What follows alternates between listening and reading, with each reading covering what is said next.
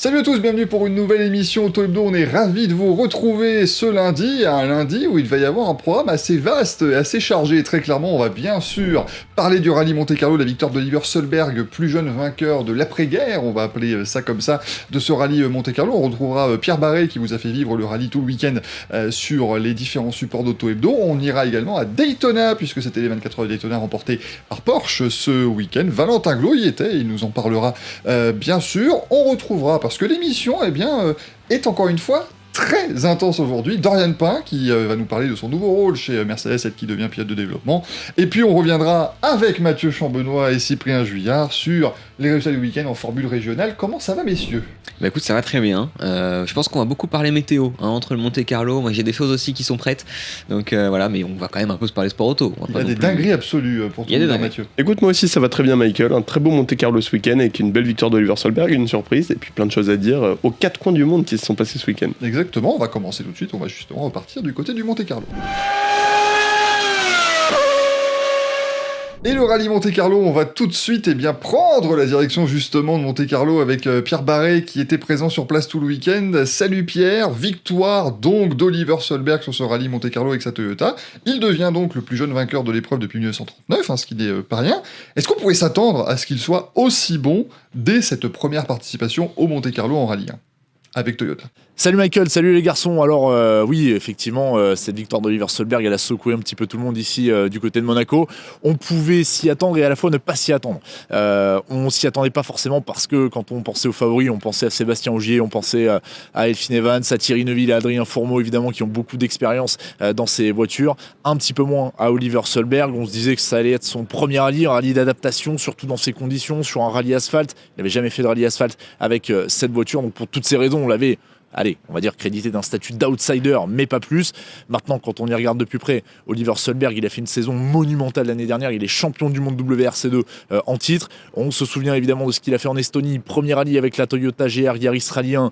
Victoire d'entrée de jeu, donc il avait déjà impressionné tout le monde. Alors là on se disait oui, mais en fait il a peut-être bénéficié de la position de départ du premier jour. Non, en fait il est juste très très rapide. Il a 24 ans, il est en train de donner un nouvel élan au WRC. C'est une bouffée d'oxygène pour le monde du rallye et pour toutes ces raisons, en tout cas on ne peut que le remercier pour ce qu'il a fait ce week-end. En WRC2, Cocorico, les Rossel continuent de régner sur le Monte-Carlo, mais cette fois-ci, ça n'est pas Johan qui avait remporté les 3 dernières éditions, mais c'est Léo Rossel qui s'impose pour sa première victoire en mondial. Qu'est-ce que cette victoire peut avoir comme répercussion pour la saison de Léo Rossel ? Ouais, c'est clair qu'en WRC2, Léo Rossel a véritablement maîtrisé son sujet. Alors un petit mot aussi sur Johan Rossel, son grand frère qui aurait très certainement pu se mêler à cette bagarre. On l'a vu par la suite dans le week-end quand il a pu rouler, il a été très très rapide. Léo Rossel qui signe sa première victoire en WRC2, il était passé à 3 fois rien de s'imposer du côté de l'Europe centrale l'année dernière. Il était en tête du rallye et il y a eu un problème électrique sur la Citroën C3 Rallye 2, donc il a été contraint à l'abandon. Mais là clairement voilà, il s'est vengé avec Guillaume Mercoire et son copilote, ils ont fait un super boulot, donc de ce point de vue là il n'y a pas trop de débat. Oui, bien sûr ça va débloquer plein de choses parce que pour ne rien vous cacher, cet hiver Léo Rossel et Guillaume Mercoire ils ne savaient pas vraiment de quoi serait fait leur saison 2026. Il y a eu cette opportunité on va dire de sauter dans le baquet de la Citroën C3 par l'intermédiaire du team de ces compétitions et bien sûr du département compétition cliente Stellantis Motorsport, donc ils ont parfaitement optimisé cette opportunité qui s'est présentée à eux et maintenant c'est sûr que quand on regarde tout cela avec un petit peu plus de profondeur, on se dit qu'il n'y a aucun monde dans lequel Léo Rossel ne peut pas poursuivre la saison en WRC et si possible dans une voiture du groupe Stellantis. On pensait évidemment à la Lancia. On sait que les 2 baquets dans les Lancia officiels sont promus, mais peut-être qu'il y aurait des possibilités aussi de faire venir des Lancia privés. Et si jamais il y avait une Lancia privée qui arrivait sur le peloton du WRC2, clairement Léo Rossel c'est le garçon qu'il faut mettre dedans. Donc oui, ça va changer des choses, ça va débloquer des situations. Il y a forcément des gens avec qui il y avait des discussions qui, là, ont eu une confirmation. Léo Rossel est capable d'aller, lui aussi, comme son grand frère, jouer le titre mondial en fin de saison. Et donc, évidemment, il faut soutenir Léo Rossel, les amis.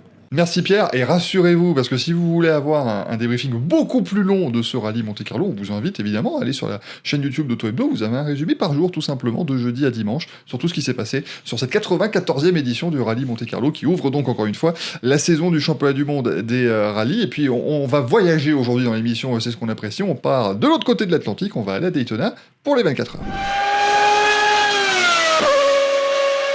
Les 24 heures de Daytona, donc l'un des grands moments de la saison d'endurance en IMSA cette fois-ci, et on retrouve Valentin Glo qui était sur place. Valentin, nouvelle victoire de Porsche, ils se sont retirés pourtant du WEC, mais ça continue de bien fonctionner en IMSA, victoire de la numéro 7 encore une fois, et une très très belle bagarre en fin de course entre Felipe Nasser et Jack Aitken dans la Cadillac.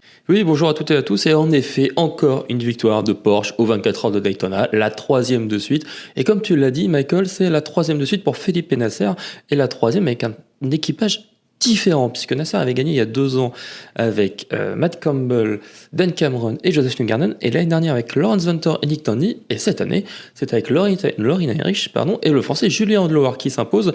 Et pour cela, comme tu l'as bien dit, il a fallu résister au retour inattendu de Jack Aitken dans la dernière heure au volant de la Cadillac numéro 31.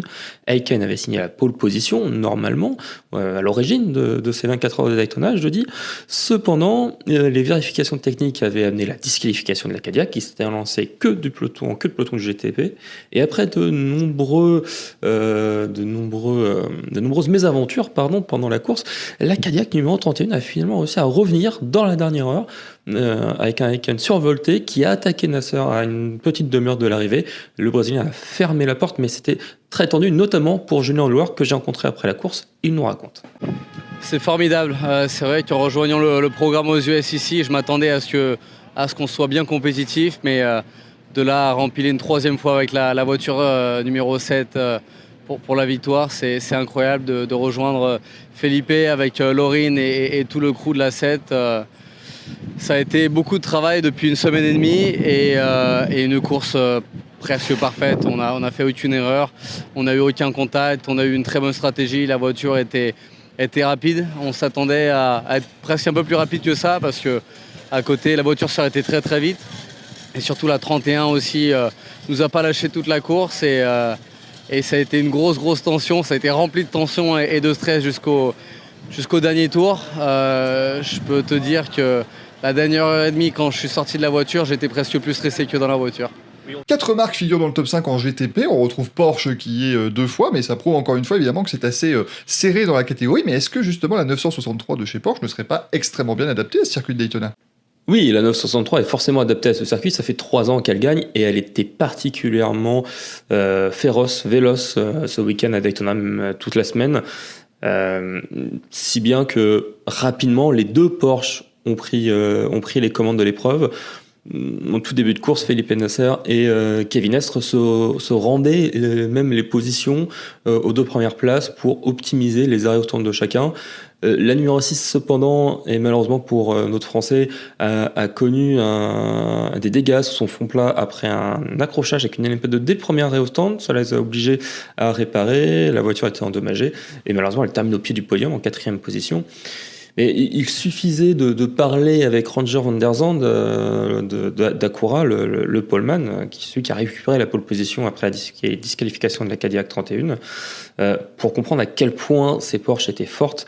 Van der Zandt, au sortir de la voiture, a été totalement démotivé. Il expliquait que les Porsche se jouaient de la concurrence et que personne n'allait les revoir du reste des 24 heures. Et force est de constater qu'il a quasiment eu raison, puisque à part la Cadillac numéro 31 dans la dernière heure, effectivement, la Porsche numéro 7, personne ne l'a revue jusqu'à l'arrivée. Alors évidemment, il n'y a pas eu que des vainqueurs au classement général, on a suivi les autres catégories. Parle-nous un petit peu, ça s'est aussi joué dans les dernières minutes, surtout en GTD avec une bagarre absolument incroyable. Alors pour les autres vainqueurs, c'est surtout dans GTD que ça s'est joué effectivement dans les dernières minutes, avec un duel dans la dernière heure entre Philippe Ellis et Niki Tim. C'était du vrai duel du GT, avec des vrais bons coups de portière, comme l'a dit Philippe Ellis, du vrai sport automobile. Et à un moment donné, ça a été très très chaud entre les deux, dans la ligne droite des stands, juste au pied de la grande tribune. Les 2 pilotes se sont touchés, les 2 voitures ont failli partir en embardée, et finalement les 2 ont miraculeusement sauvé leur véhicule. Finalement, c'est Philippe Ellis qui gagne, mais c'était une magnifique bataille entre les 2. Chez les autres catégories, en LMP2, c'est Crosstrek Racing by APR qui gagne avec la 04. Enfin, une victoire pour George Kurtz et ses coéquipiers, puisque ça faisait 2 ans qu'il passait tout près, 2 ans qu'il terminait 2e, et surtout en 2024, qu'ils avaient été battus dans ce final totalement fou à la photo finish par Proton Competition, qui était piloté par James Allen à l'époque. Et c'était très mal engagé pour eux, encore une fois, cette année, puisque au départ, ils ont été pris dans un carambolage de 4 voitures. On y a retrouvé la TDS Racing numéro 11, on y a retrouvé les Ram Motorsport numéro 18, on y a retrouvé une des United Autosport. Et du coup, cette Crosstrek Racing qui est repartie, qui a perdu 2 tours, et qui est revenue petit à petit sur une stratégie patiente, qui misait sur les hautes températures qu'on a eues surtout ce dimanche. Et il y a très très bon George Kurtz, le pilote bronze, qui a fait un très très bon travail, relayé ensuite par Malte Jacobsen, le pilote Peugeot en WEC, relayé par Toby Sawiri, relayé par Alex Quinn qui a fini le travail. Donc très belle victoire de Crosstrek devant les 2 inter-europol compétitions, notamment celle du français Tom Dillman. Et en GTD Pro, les malheurs des uns font le bonheur des autres, comme on dit. Les Corvettes ont mené la bagatelle de 319 tours, cumulés, les 2. La numéro 3 partait de la pole position avec Antonio Garcia, Alexander Sims et Marvin Kirchhofer. Et malheureusement pour eux, une rupture de la suspension arrière droite à 5 heures du terme a causé leur perte. Quant à la numéro 4 de Tony Milner, Nicolas Varone et Nicky Kasberg, elle a perdu gros sur une sortie de piste en fin de course, en une dernière relance, où elle a été poussée dans l'herbe par une Ferrari. Et malheureusement, ils n'ont jamais été en mesure de récupérer cette place. Et la victoire est revenue à une BMW, la numéro 1 du Paul Miller Racing, qui, un peu à l'instar de la Cadillac en GTP dans la qualification, a elle aussi perdu son bien. La BMW devait partir en 2e position de la grille de départ du GTD Pro, derrière la Corvette numéro 3. Mais ils ont été disqualifiés pour un défaut de carrosserie. Et ils sont partis derniers de la catégorie GTD Pro. Et finalement, c'est eux qui s'imposent, notamment avec Nel Verhagen, entre autres, au volant. Alors le soleil était de la partie, on pense toujours à ça évidemment à Daytona avec la plage, mais pourtant, le brouillard a joué pas mal de tours aussi pendant la course. La nuit avait l'air longue pour tout le monde. Oui, la météo nous a joué des tours au 24 heures de Daytona ce week-end. Alors pas de pluie, mais le brouillard qui s'est invité dans la nuit, au début de soirée, surtout vers 22h, au moment du célèbre feu d'artifice. Mais à 1h40, quand la visibilité était vraiment devenue quasi nulle, la direction de course a décidé l'intervention d'un full coursier-lot, la neutralisation de la course, et ça a duré jusqu'à environ 7h du matin, pendant 6h30, la course neutralisée. C'était difficile pour les pilotes de rester éveillés, et en effet pour eux la nuit était longue. Et j'ai échangé avec Malte Jacobsen, dont on parlait tout à l'heure, de Crosstrek by APR. Après la course, il me disait qu'il avait eu du mal à rester éveillé, à garder les yeux ouverts, mais certains ont eu d'autres méthodes un peu plus drôles pour rester éveillé, comme Julien Andlower qui s'est imposé en GTP et qui m'a raconté comment lui est resté éveillé pendant cette séquence. Et j'ai demandé aux ingés de me parler, on a fait un jeu, on a fait qui suis-je ? Tu connais le jeu Qui suis-je ? Ouais, j'ai fait ça avec mes 2 ingénieurs là, durant l'intervention. Ouais, autrement j'y arrivais pas. Je te jure, j'en pouvais plus. Donc voilà ce qu'on fait pour se maintenir un peu éveillé. On met des coups de volant un peu. Il faut se tenir en vie, autrement on peut vite s'assoupir. Merci beaucoup Valentin, et vous retrouverez évidemment un point très complet encore dans le magazine de la semaine qui parlera du rallye Monte Carlo, mais qui parlera aussi de ces 24 heures de Daytona. Et je me tourne vers Cyprien parce que dans le magazine de la semaine, on va également retrouver une version un peu plus longue de ce qu'on va retrouver ici. Dorian Pin, que tu as pu interviewer la semaine dernière. Ouais, tout à fait. Dorian Pin qui est devenu pilote de développement de Mercedes. C'est une belle progression, on va dire, dans son rêve d'accéder un jour à la Formule 1, puisqu'elle était jusque-là soutenue par Mercedes en F1 Academy. On sait que les équipes de Formule 1 ont plutôt d'habitude tendance à lâcher leurs pilotes une fois qu'elles quittent la catégorie. Là, non, on sent vraiment cette volonté de Mercedes d'accompagner Dorian dans sa progression, de l'aider à goûter à la Formule 1, que ce soit par ce rôle de pilote de développement qui va du coup forcément signifier qu'elle va faire pas mal de simulateurs, mais aussi certainement un premier test qui est en train d'être prévu par Mercedes dans l'année, un premier vrai test au volant d'une Formule 1. Donc voilà, pour Dorian, ce rêve de Formule 1, il est chaque jour un peu plus près, elle en est encore très loin. Paradoxalement, en plus, elle va pas rouler en monoplace cette année, elle va retourner en endurance en LMP2 en visant une victoire au Mans et un passage en Hypercar en 2027 pour ensuite accéder à la F1 via l'endurance. Voilà, donc c'est un choix de carrière assez étonnant de ne pas continuer en monoplace finalement quand on sait que c'est la voie royale, mais voilà, de sentir qu'on a toujours le soutien de Mercedes, c'est très important pour Dorian. Et puis du coup, je vous propose de l'écouter en parler, elle le fait sans doute beaucoup mieux que moi. Et c'est un rôle voilà, je suis reconnaissante d'avoir parce que forcément de travailler maintenant d'avoir un rôle un peu plus important et travailler directement avec l'équipe de F1 et pouvoir aussi faire partie du développement, que ce soit sur simulateur ou même sur les circuits, car je serai sur quelques courses aussi de F1 cette année. Et à côté de ça aussi préparer le test potentiel, le test privé en Formule 1. Et en plus de ça, travailler avec la nouvelle pilote de Mercedes en F1 Academy pour partager mon expérience et pouvoir l'aider à progresser en tant que pilote junior. Donc voilà, c'est un peu complet, mais c'est un beau programme. On voit qu'il y a pas mal d'équipes de F1 qui soutiennent des pilotes en F1 Academy et qui les lâchent une fois qu'ils sont quittés le championnat. Même à Bipooling par exemple avec Alpine. Toi, est-ce que c'est quelque chose d'important pour toi de voir que Mercedes a voulu continuer à travailler avec toi, à t'accompagner dans ta progression? Oui, bien sûr, c'est important. Déjà parce que quand je suis rentrée avec Mercedes, le but, on avait un but en commun, c'était de gagner le championnat, mais aussi de voir plus loin que la F1 Academy. Donc c'est clair qu'ils ont été un soutien énorme depuis que je les ai rejoints et c'était le but de continuer ensemble après. Donc oui, je me ressens reconnaissante de pouvoir avoir ce soutien-là, de pouvoir travailler avec des gens qui ont énormément d'expérience pour amener des pilotes au plus haut niveau et même travailler avec l'équipe de Formule 1 qui est une des équipes les plus prestigieuses de la F1. Donc c'est chouette de pouvoir moi bosser avec eux et de pouvoir apprendre aussi un maximum de choses pour ma carrière. Et la perspective de ce test, est-ce que c'est quelque chose, est-ce que c'est uniquement, on va dire, de l'excitation ou est-ce qu'il y a aussi une partie de stress à l'approche de ça? Pas beaucoup d'excitation. Après, bien évidemment, je roulerai dans une Formule 1 pour la première fois. C'est forcément un gros step parce que oui, j'ai fait l'endurance avec des voitures pas bien puissantes et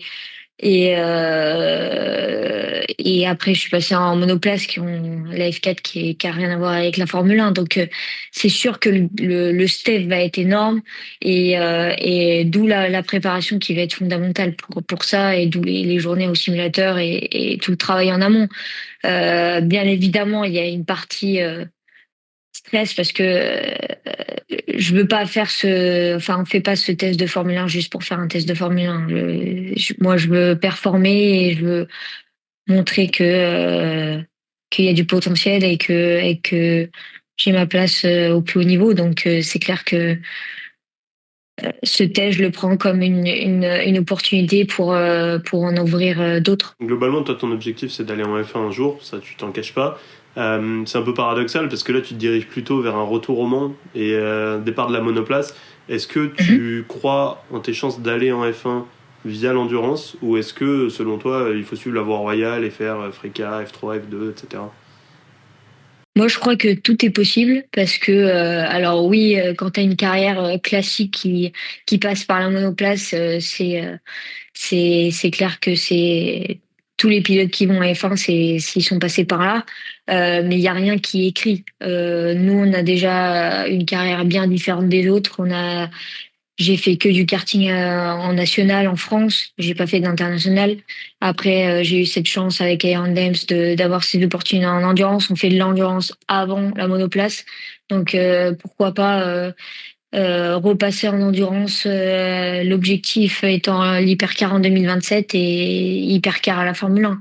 Et oui, moi j'y crois parce que aussi on peut cumuler les points de super licence en endurance. Donc bien évidemment que passer de l'endurance à la Formule 1 c'est possible et si on est les premiers à le faire, on ouvrira cette porte qui n'a pas été ouverte avant, et on montrera que n'importe quelle voie que tu prends, tu peux arriver à ton objectif final. Et dernière question, si on fait le rétro-planning, on va dire, idéal des 2-3 prochaines années, cette année, victoire au Mans en P2, l'an prochain, victoire au Mans en Hypercar, et 2028, Formule 1 ? Bah, si tu le dis, hein. Moi, je signe, hein, si c'est ça. Bah, ça serait bien, mais bon, on va pas précipiter les choses. Après, c'est sûr, il faudra des résultats, et s'il y en a pas, les opportunités vont pas s'ouvrir. Mais vu nos dernières années, on a fait de bons résultats, et je vois pas pourquoi ça ne marcherait pas. Donc, j'espère pouvoir